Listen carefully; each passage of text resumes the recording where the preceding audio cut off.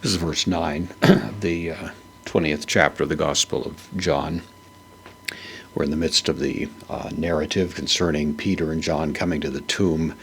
John had arrived. He'd waited outside. Of course, Peter sort of burst right into the tomb looking around, and John then, emboldened presumably by Peter's actions, follows in, took a look around, saw the neatness of the way in which things had been left there, and John simply says rather cryptically, and he believed.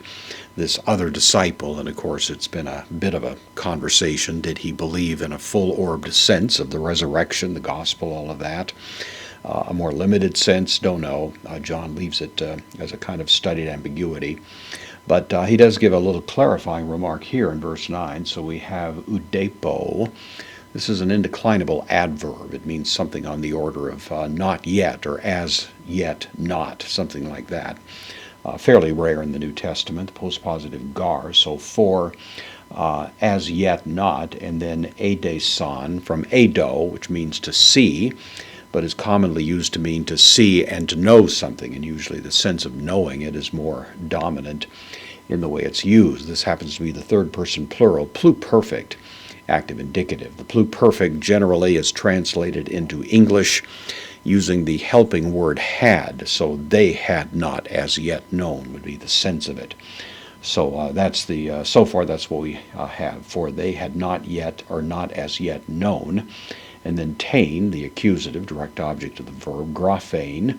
This is the feminine accusative noun that means scripture, the writing.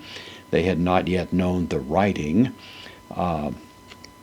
Then hoti, which is a conjunction, can mean either that or because, the context determines. They had not known the scripture that, and then day. This is a verb. It usually only, well, I think it only occurs in this form in the New Testament. It means it is necessary, and it generally goes with the infinitive, which is what we have here. So it is necessary to do something would be the sense of it. So they had not yet known the scripture, that it was necessary. They will take the accusative, and so we'll put that accusative singular pronoun in the masculine for him. It was necessary for him. It's the way we bring it into Egypt, or into English. Ek necron, from the dead, literally from the deads, plural here, but of course idiomatically comes as out of death, or it was necessary for him out of death. And then anistane, this is from anistemi, combination of ana, which means up, and histemi, which means to stand, so literally it's to stand up, but was used commonly to mean resurrection, standing up in the sense of being raised from the dead. They hadn't known the scriptures yet. It seems that this is what John is saying to us to give some idea what he meant in the preceding verse, and that he said he believed. Presumably what hit him now as an epiphany was that it was necessary for Christ to rise from the dead.